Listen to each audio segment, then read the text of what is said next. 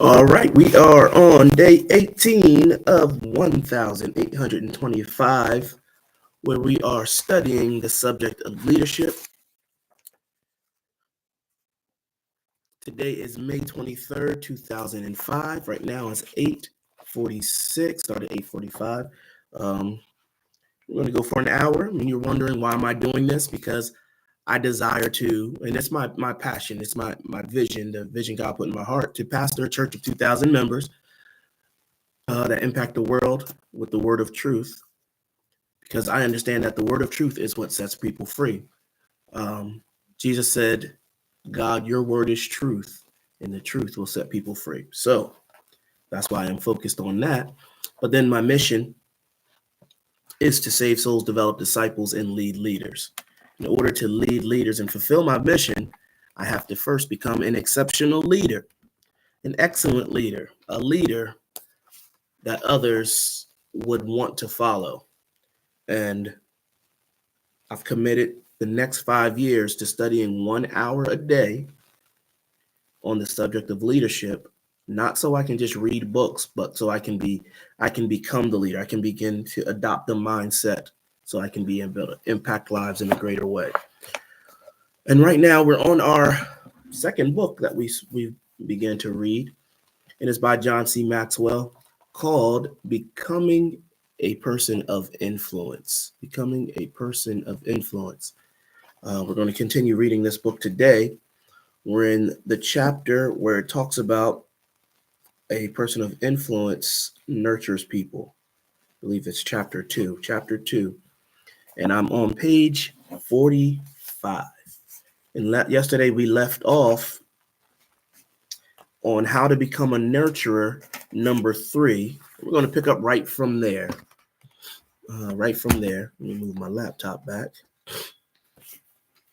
And I'm doing this not because I'm trying to gain followers or I'm trying to do something like that online.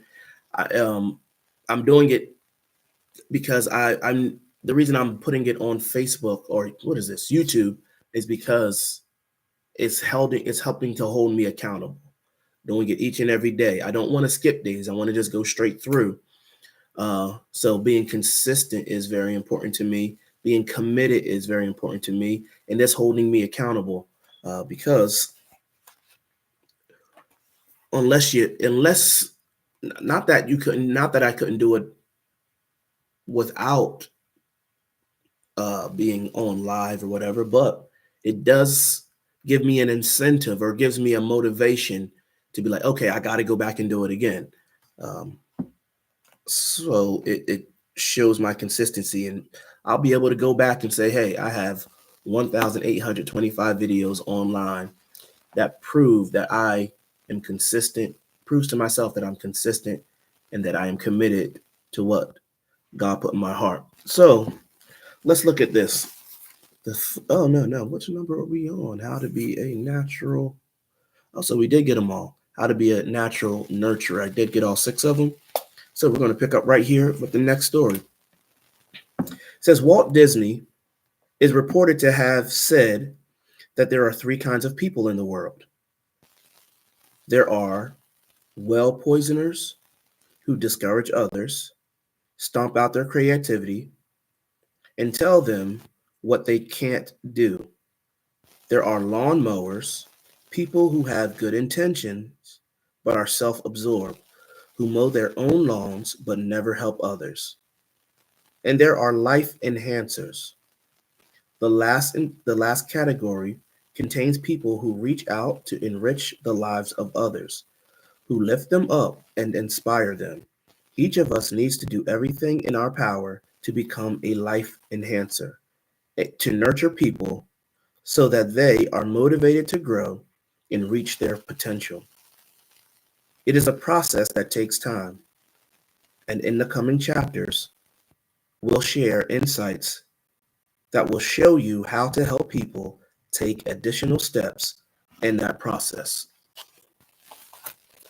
One of the most inspiring stories of encouragement and nurturing we've ever heard concerns John Wesley, an influencer we mentioned in this book's Introduction. In 1971, Wesley wrote a letter to William Wilberforce.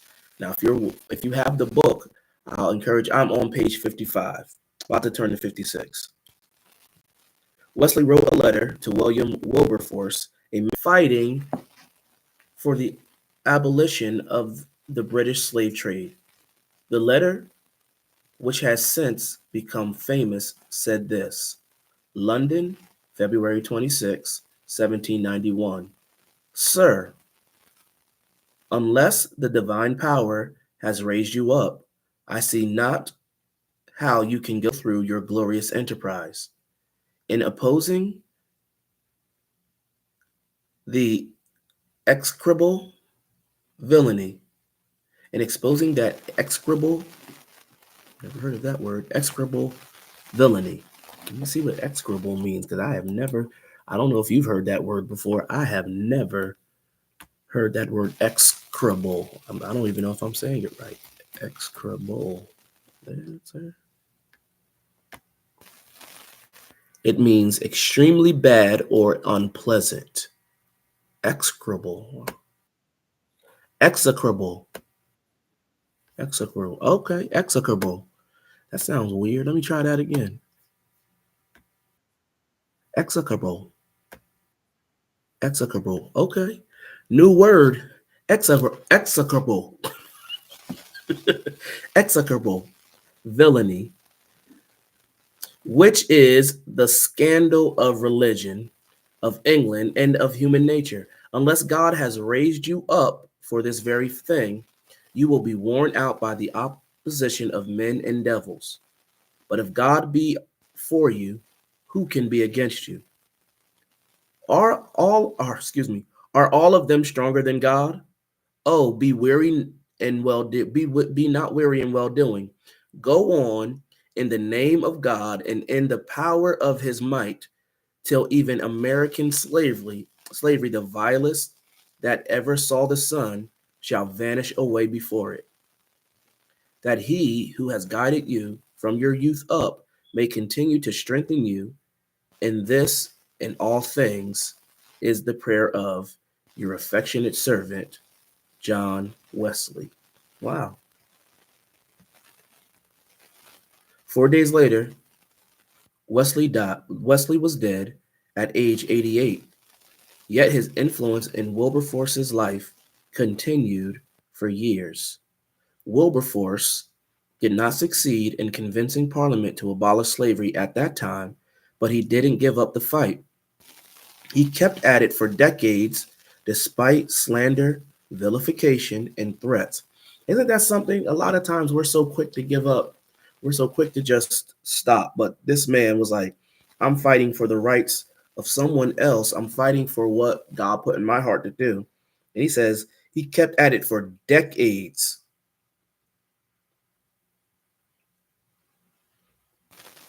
He says finally in 1907, the slave trade was abolished. Wow, it's amazing. And in 1833, several months after Wilberforce's death, slavery was outlawed in all the British Empire. Though condemned by many during his career, Wilberforce was buried with honor in Westminster Abbey, one of the most esteemed men of his day. Part of his epitaph was, eminent as he was in every department of public labor, and a leader in every work of charity, whether to relieve the temporal or the spiritual wants of his fellow men, his name will ever be specifically identified with those exertions which, by the blessing of God, removed from England the guilt of the African slave trade and prepared the way for the abolition of slavery in every colony of the empire. Wow. Maybe there is a William Wilberforce in your life just waiting to be nurtured to greatness.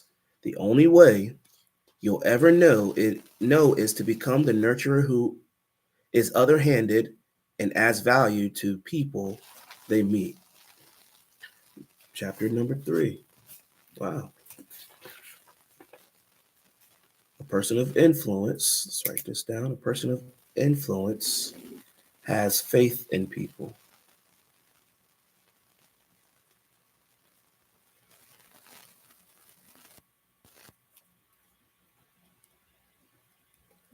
Person of influence has faith in people. Let's continue. As you know, this is day 18 of 1825, where we study the subject of leadership. Let's read. Jim grew up in Niagara Falls, New York. Today, the population is about 60,000, but when Jim lived there, it was closer to 100,000 people. It was a thriving industrial center with companies such as DuPont Chemical. It also had cultural offerings, a strong 100-year-old university, and other attractions. But the main focus of the town then was the incredible natural wonder of the falls as it is today. The Iroquois, Iroquois called it Niagara, meaning thunders of water. I never knew that. I never knew that it meant that. Thunders of water. Oh, so Thunder of Waters Falls. That's pretty cool. Okay. It's an awesome sight. Every minute, more than 12 million cubic feet of water drop a distance of about 180 feet over the edge of the falls. And its total width, including both the Canadian and the American portions, measure more than 3,100 feet. It is rightly called one of the natural wonders of the world. Oh, wow.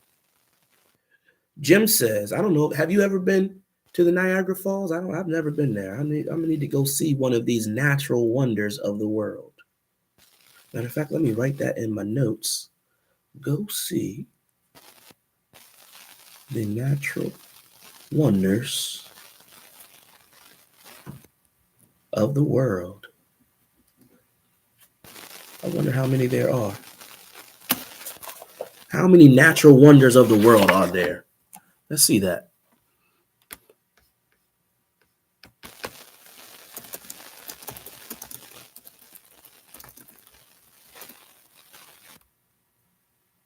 Seven. Oh, okay. So there are the 7.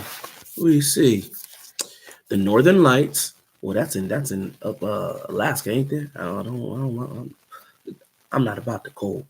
Grand Canyon, the Paracutan, Mount Everest, Harbor of Rio de Janeiro, the Victorian Falls, and the Great Barrier Reef.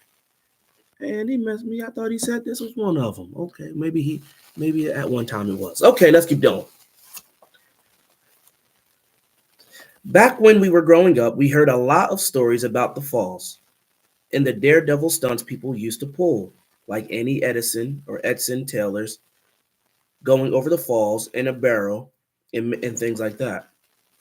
One of the greatest things or greatest legends of the town was a French acrobat named Charles Blondin, who lived from 1924 from 1824 to 1897.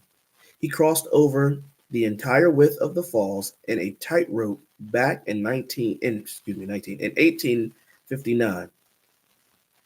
That must have taken nerves of steel, since a fall certainly would have killed him. In fact, he crossed the falls several times. You serious? He once did he did it once with a wheelbarrow. Another time blindfolded, and yet another time on stilts. This man was nuts or amazing, maybe both. They say he was quite remarkable. He continued performing even into his 70s. Wow. One of the most incredible feats he performed was crossing the falls on a tightrope while carrying no, while carrying a man on his back. Can you imagine that? I guess just crossing over by himself wasn't tough enough for him. But as difficult as that feat must have been for Blondin, I'm about to say I was thinking the same thing. I can't help wondering how he got someone to go with him. Can you imagine? Yo, dude, I'm about to just walk across that that Niagara Falls. Would you mind getting on my back? That's crazy. Oh man, I wish that was televised. Now that would have went viral. That's what you call trust. To climb onto the back of a man who was going to walk more than half a mile on a rope suspended over one of the most powerful waterfalls in the world. Think of that, over a half mile, that's 2 times around a track. And he got someone to jump on his back. I used to think about that as a kid. What would it be like to see the falls from up on a rope above it? And more importantly, what person would trust me to carry him across the falls the way that man trusted Blondin? Wow. Facts about faith in people. We can't tell you the identity of the man Blondin carried across the falls, but there is no question that he had great faith in the French acrobat. After all, he put his life in the man's hands. You don't see that kind of trust in others every day, but the times you do, it is a very special thing. Faith in people is an essential quality of an influencer when working with others. Yet it's a scarce commodity today. Take a look at the following 4 facts about faith. All right, facts about faith. Let's see what we say. Number one, most people don't have faith in themselves. Wow. Most people don't have faith in themselves. Do you have faith in yourself? Good question. Not long ago, we saw a shoe comic strip of Jeff McNeely that showed Shoe, the crusty newspaper editor, standing on the mound in a baseball game. His catcher said to him, "You've got to have faith in your curveball." In the next frame, Shoe remarked, "It's easy for him to say, when it comes to believing in myself, I'm an agnostic." Okay, all right, I got that. You've got to have faith in your curveball. In the next frame, Shoe remarked, "It's easy for him to say, when it comes to believing in myself, I'm an agnostic. I just don't believe." That's the way too many people feel today. They have trouble believing in themselves. They believe they will fall, even when they see a light at the end of the tunnel. They're convinced it's a train. Read it again. Even when they see light at the end of the tunnel, they are convinced it's a train. They see difficulty in every possibility. But the reality is that difficulties seldom defeat people. Lack of faith in themselves usually do. Whoa, quote of the day. Difficulties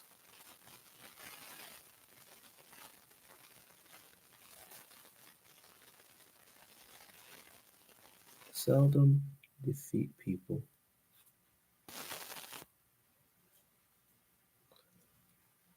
Lack of faith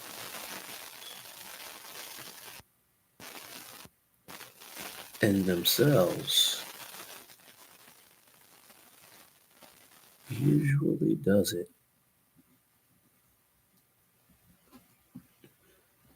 Wow. All right, let's continue. With a little faith in themselves, people can do miraculous things. But without it, they have a really tough time. Number two, most people don't have someone who has faith in them.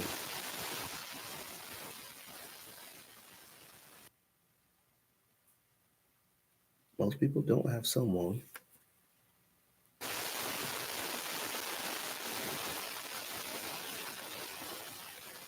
who has faith in them.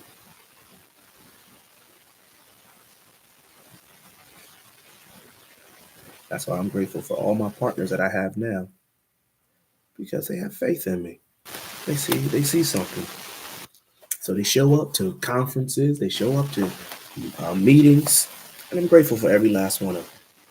I was thinking about that last night after the meeting, after our Unchained conference. I was thinking about the people. I was like, man, I'm so grateful for them to come out. See, that's time they can never get back, and they spend it there with me, listening to what God put in my heart, and I believe it's going to change their lives. We're going to walk unchained. It says, let's read it again. Most people don't have someone who has faith in them. In Just for Today, James Keller tells this story. A sidewalk flower vendor was not doing any business. Suddenly a happy thought struck him, and he put up this sign. This gardenia will make you feel important all day long for 10 cents. All at once, his sales began to increase. In our society today, most people feel isolated. Yeah, that's true. The strong sense of community that was once enjoyed by most Americans has become rare. And many people don't have the family support that that was more common 30 or 40 years ago. So just think, this was copywritten in 1997. So can you imagine how people feel now? That was what, almost 30 years ago.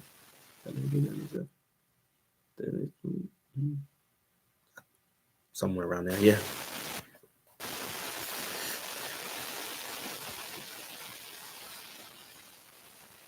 For example, evangelist Bill Glass noted over 90% of prison inmates were told by parents while growing up, they're going to put you in jail. Wow. This is why words are so important. Like, what are you speaking over your children? To ever say that to your child. If you do that, you're going to end up in jail. And then they go to jail and say, I can't believe my baby's in jail. You said it.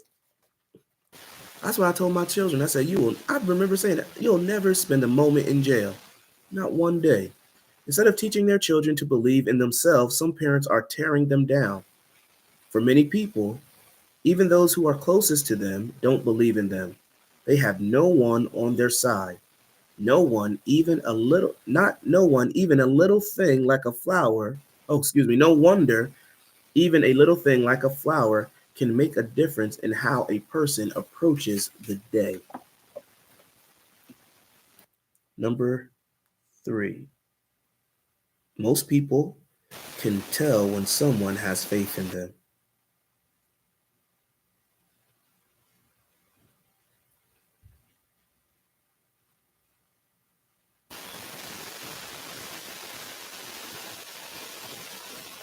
Most people can tell when people have faith in them.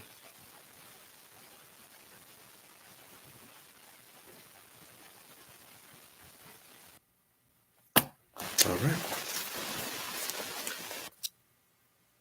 People's instincts are pretty good at knowing when others have faith in them. They can sense if your belief is genuine or phony. And truly having faith in someone can change her life. Jim's wife, Nancy, often says, when you believe in people, they do the impossible. When you believe in people,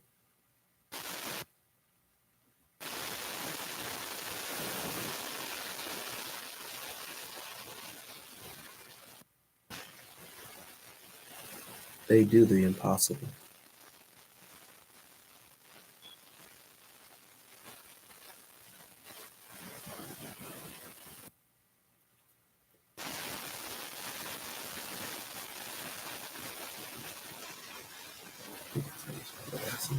Yeah. In his book, Move Ahead with Possibility Thinking, John's friend, Robert Shula, pastor of the Crystal Cathedral in Garden Grove, California, tells a wonderful story about an incident that changed his life as a boy. It occurred when his uncle had faith in him and showed it in his words and actions. Let's read this story. His car drove past the unpainted barn and stopped in a cloud of summer dust at our front gate. I ran barefooted across the splintery porch and saw my Uncle Henry bound at the car. He was tall, very handsome, and terribly alive with energy. After many years overseas as a missionary in China, he was visiting our Iowa farm. He ran up to the old gate and put both of his big hands on my 4-year-old shoulders. He smiled wildly, ruffled my uncombed hair, and said, "Well, I guess you're Robert. I think you're going to be a preacher someday." That night I prayed secretly, and dear God, make me a preacher when I grow up. I believe that God made me a possibility thinker then and there. As you work to become a person of influence, always remember that your goal is not to get people to think more highly of you. It's to get them to think more highly of themselves. I like that.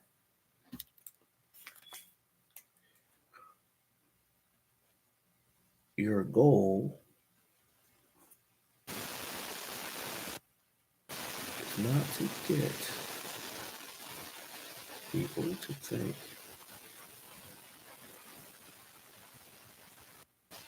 more highly of you.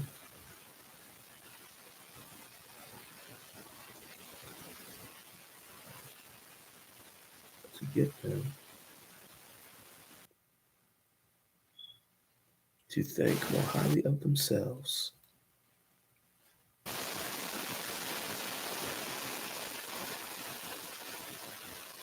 Highly of themselves. Wow, that was a good quote. I gotta highlight that one.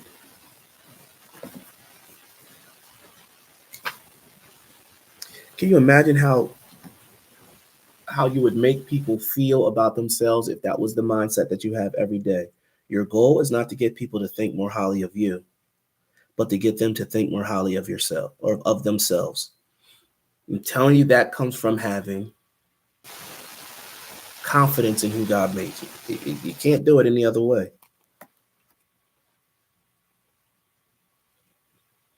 Where did I get that? All right.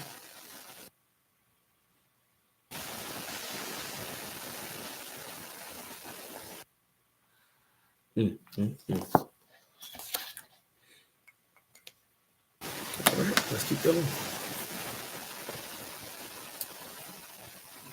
Have faith in them, and they will begin to do exactly that. Number 4. Most people will do anything to live up to your faith in them.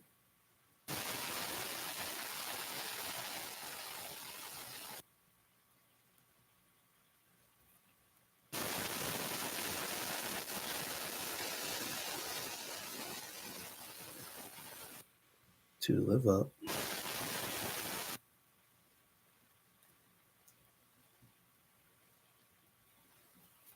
to your faith in them.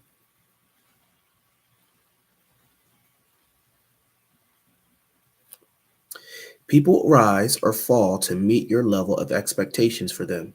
If you express skepticism and doubt in others, they will return your lack of confidence with mediocrity. But if you believe in them and expect them to do well, they will go the extra mile while trying to do their best. And in the process, they and you benefit. John H. Spalding expressed the thought this way: those who believe in our ability do more than stimulate us. They create for us an atmosphere in which it becomes easier to succeed.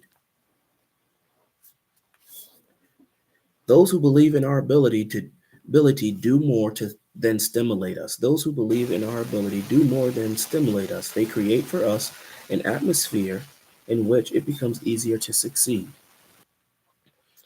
If you've never been, if you've never been one of the one to trust people and put your faith in them, change your way of thinking and begin believing in others, your faith will quickly improve. Excuse me, your life will quickly improve. When you have faith in others, you give them an incredible gift. Give others money, and it's soon spent. Give resources, and they may not be used to their best advantage. Help people, give them, and people give help, and people will often find themselves back where they started in a short period of time. But give them your faith. Give them your confident, energized, give them your faith, and they become confident, energized, and self reliant. Give them your faith, and they become confident, energized, and self reliant. They become motivated to acquire what they need to succeed on their own. And then later, if you share money, resources, and help, they're better able to use them to build a better future. Wow, that's just a wise way of doing things. Wow. You can give them money, you can give them resources, you can give them help, but it won't change their lives in the long run. It says, but if you give them your faith, they become confident, energized, and self reliant. They become motivated to acquire what they need to succeed on their own. So they become self reliant. And then later, if you share money, resources, and help, they're better able to use them to build a better future. Wow, that was pretty powerful. Belief, we're over halfway there. Belief is better. Faith is belief in action. In the late 1800s, a salesman from back east arrived at a frontier town somewhere on the Great Plains. As he was talking to the owner of the general store, excuse me, a rancher came in, and the owner excused himself to take care of the customer. As they talked, the salesman couldn't help overhearing their conversation. It seemed the rancher wanted credit for some things he needed. "Are you doing any fencing this spring, Jake?" asked the storekeeper. "Sure am, Bill," said the rancher. "Fencing in or fencing out? Fencing in, taking in another 360 acres across the creek." "Good to hear, Jake. You got the credit. Just tell Steve out back what you need." The salesman was dumbfounded. "I've seen all kinds of credit systems," he said, "but never one like that. How does it work?" "Well," said the storekeeper, "let me tell you. If a man's fencing out, that means he's scared, trying to hold on to what he's got. But if he's fencing in, he's growing and trying to improve. I always give credit to a man who's fencing in because he believes in himself." Wow. Having faith in people requires more than just words or positive feelings about them. We have to back it up with what we do. As W.T. Purkiser, Professor Emeritus of Religion at Point Loma college, there was just a few words. I mean, never said Perkisser, never read what is this? A professor emeritus, I believe. Might have said that wrong. And Loma, all in the same sentence. Wow. Clearly saw faith is more than thinking someone is true. Faith is thinking someone is true to the extent that we act on it. Wow. Or feeling something is true until we act on it. That's a good faith quote. I like that faith quote. Let me write that down. A definition of faith. Faith is thinking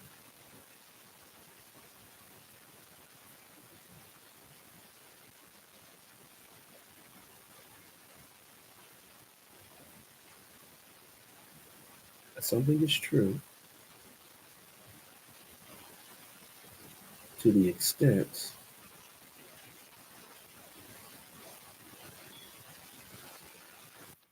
that we act on it.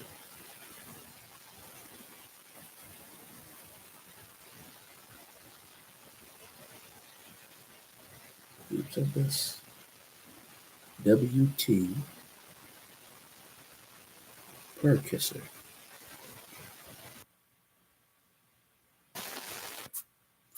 Like that. Let me highlight that.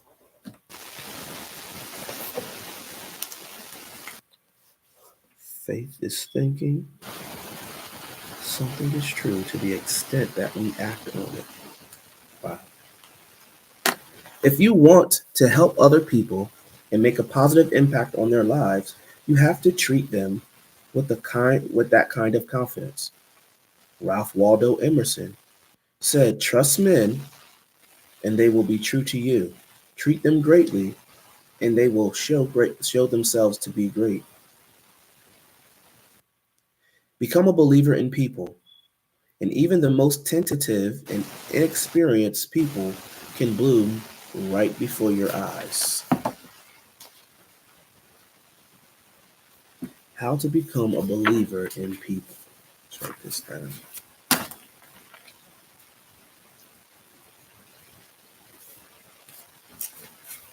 One of the things that happens when you put your faith out there, especially for people, is that you're opening yourself to be hurt or disappointed. But that should not stop you from continuing to have faith in people. That's like for example, well, you know what? I'm not going to tell people about Jesus anymore because the last three people I told about Jesus, they just laughed in my face and rejected me. I'm never going to do that again. It's like, what? No, no, you got to know that there's somebody out there who's worth putting or worth that message that you want to give to them. You got to believe that someone is going to respond and say, yes, I do want Jesus in my life. I do want to have a relationship with the Lord. For example, even this conference, you know what? Um, my desire is to have that conference filled with people. I believe they can fit 150 in that room. Guess what? You're like, well, we didn't have that many people. We didn't have 150 people, 200 people in that room. Guess what?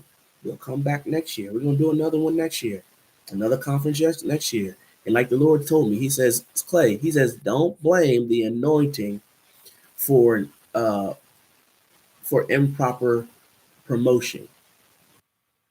He said, you gotta learning to promote. So He's gonna teach me those things. And next year, I believe it'll be filled with people.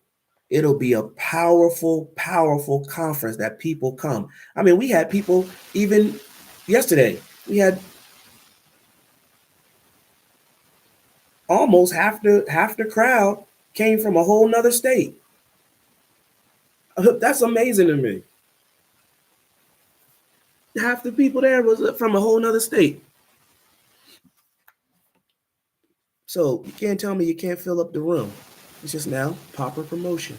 But he said, don't blame the anointing for bad promoting. How to become a believer in people. See, sometimes we're blaming things that because we just don't know how to do things properly yet. But don't stop because you don't know how to do things properly. Do it. Do it to the best of your ability and continue to learn.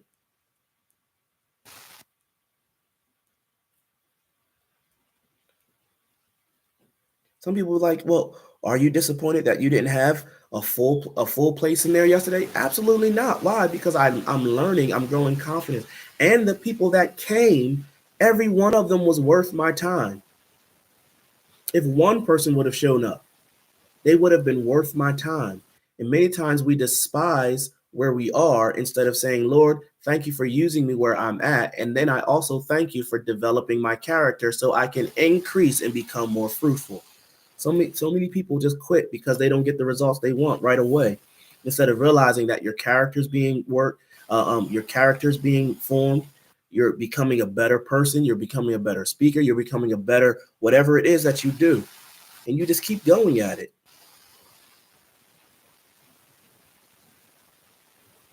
Okay, how to become a believer in people. We're fortunate because we grew up in a positive, affirming environment. As a result, we have an easy time believing in people and expressing that belief. But we realize that not everyone had the benefit of positive upbringing.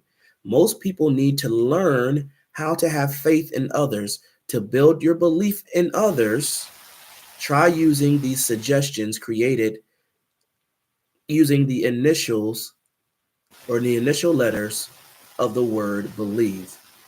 So, number one, or believe. Let's go. It's going to be with the word believe. Okay. B is for believe them, believe in them before before they succeed.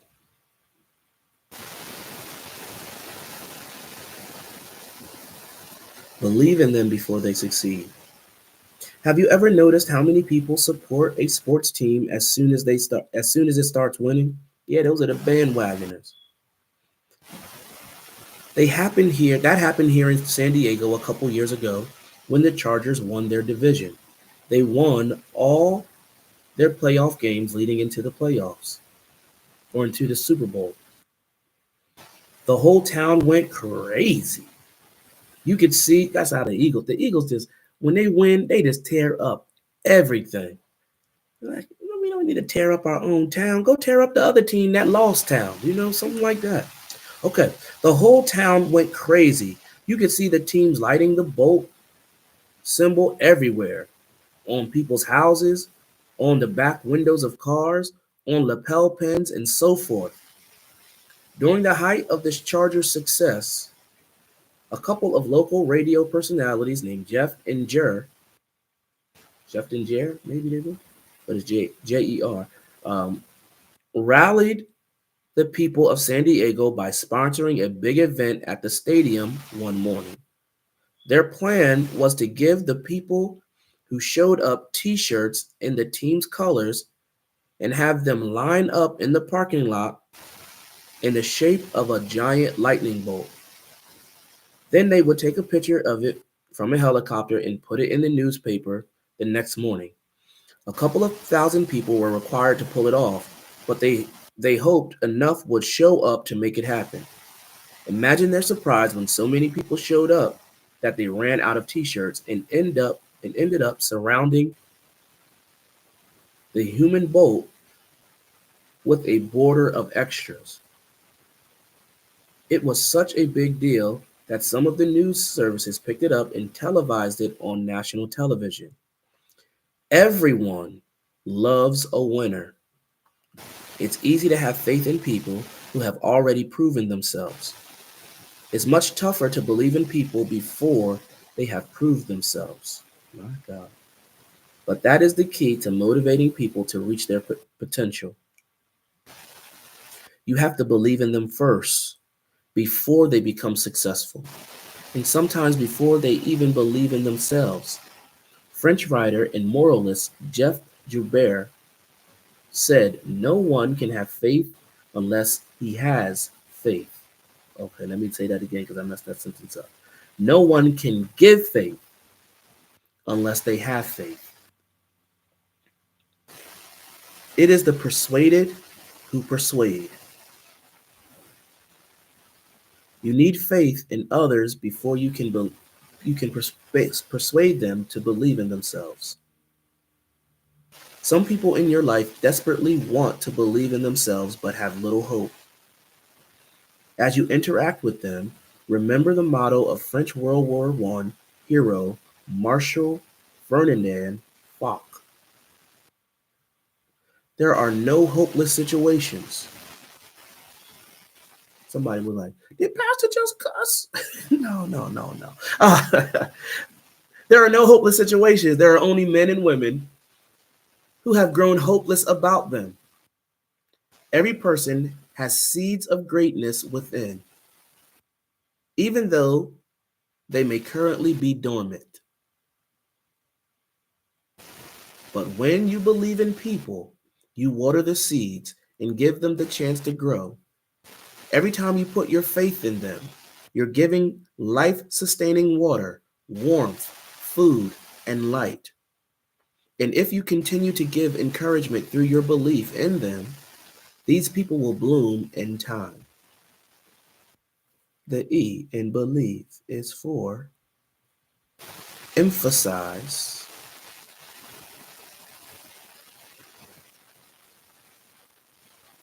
their strengths.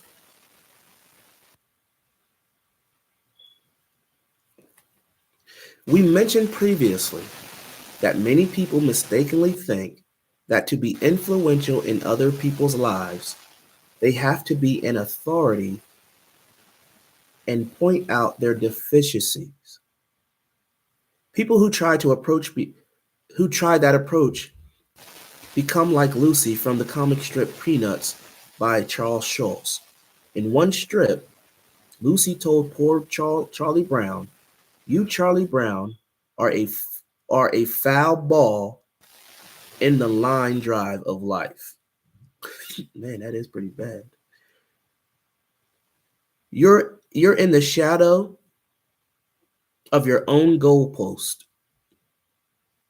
You are a miscue. You are three putts on the 18th green. You are a 7-10 split in the 10th frame. You are a missed free throw. God dog. you are a you are a missed free throw, a shank iron, and a called third strike. Wow. Do you understand? Have I made myself clear? She broke that boy down. That's hardly a way to positively impact the life of another person. The road to becoming a positive influence on others lies in exactly the opposite direction. The best way to show people your faith in them and motivate them is to focus your attention on their strengths. According to author and advertising executive Bruce Barton, nothing splendid has ever been achieved except by those who dared to believe that something inside of them was superior to circumstances. By emphasizing people's strength, you're helping them believe that they possess what they need to succeed. Praise ye the Lord. Okay. Praise them for what they do well, both privately and publicly. Tell them how much you appreciate their positive qualities and their skills. And anytime you have the opportunity to compliment and praise them in the presence of their family and close friends, do it.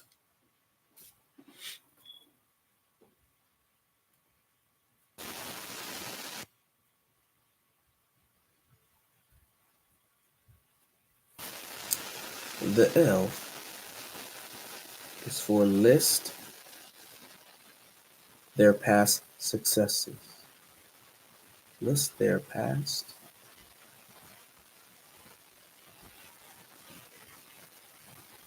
successes. All right.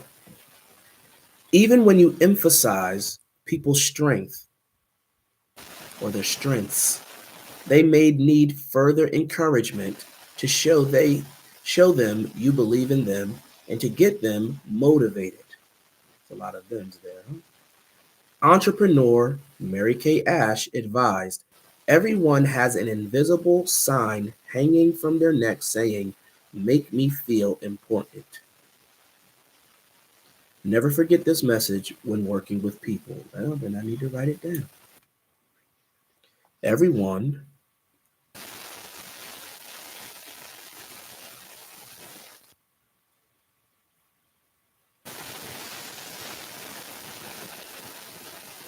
and that's good for me because I'm such a self-motivated person that I forget that everybody's not self-motivated. And not that they can't be, but it's just not who they are. Like I don't need somebody to tell me to get up and go do something. Or I don't need that. I don't really need, not that you don't need it. Of course you love or you enjoy encouragement. But even if I'm not encouraged, I'm just gonna keep going. But so many people are ready to quit, for whatever reason. And it's not because they're quitters. It's just that they don't have any hope.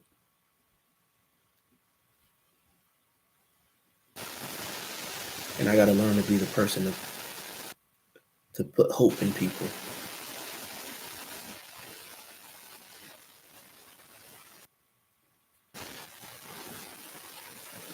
So if you're listening today, you can do it.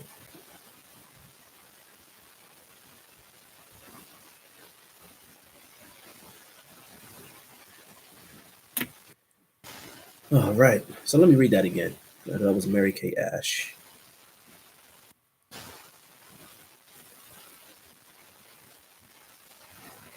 All right.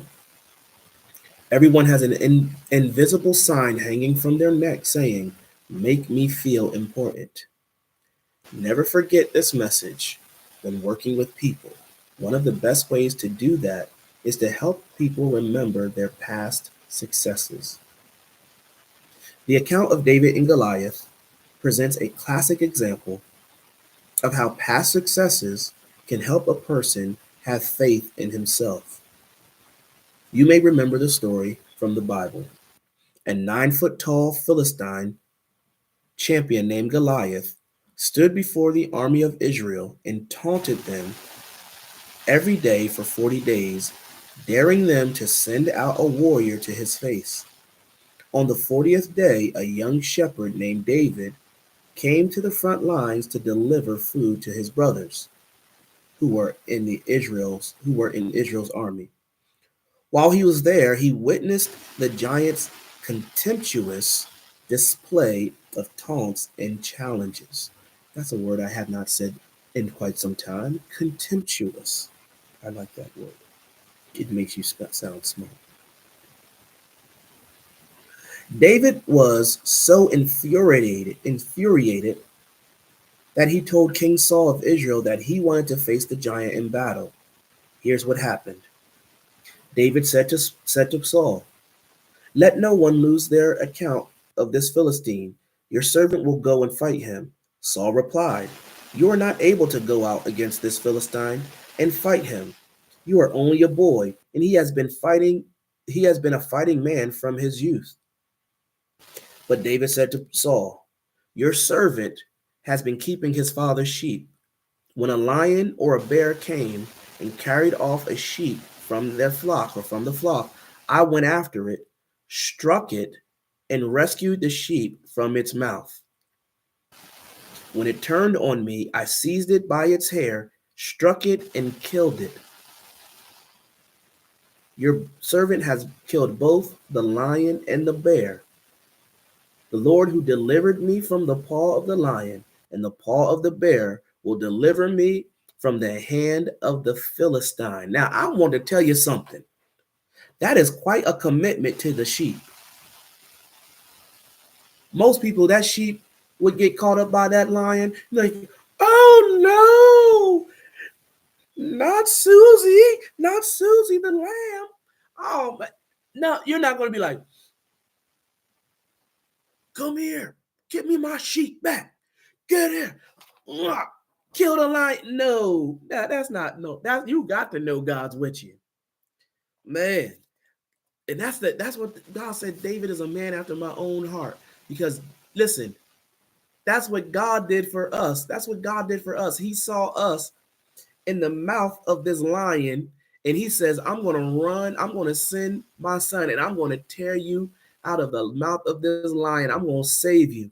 That's why God said David is a man after my own heart, because he knew what it was like to put his life on the line for something that was precious for him. Man, let's continue. David looked back on his past successes, and he had confidence. Time is it? Oh, I have 4 minutes. He had confidence in his future actions. And of course, when he faced the giant, he felled him like a tree, using nothing but a rock and a sling. And when he cut off Goliath's head, his success inspired his fellow countrymen. They routed the Philistine army. Not everyone has the natural ability to recognize past successes and draw confidence from them. Some people need help. If you can show others that they have done well in the past and help them see that their past victories have paved the way for future success, they'll be better able to move into action. Listing past successes helps others believe in themselves. All right, the I in believe is for instill confidence when they fall. Wow, or when they fail, excuse me.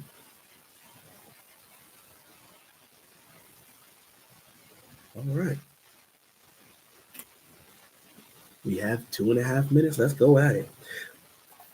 When you have encouraged people and put your faith in them, and they begin to believe they can succeed in life, they soon reach a critical crossroad. Did I say crossroad? Crossroad. The first time or two that they fail, and they will fail because it's part of life, they have two choices.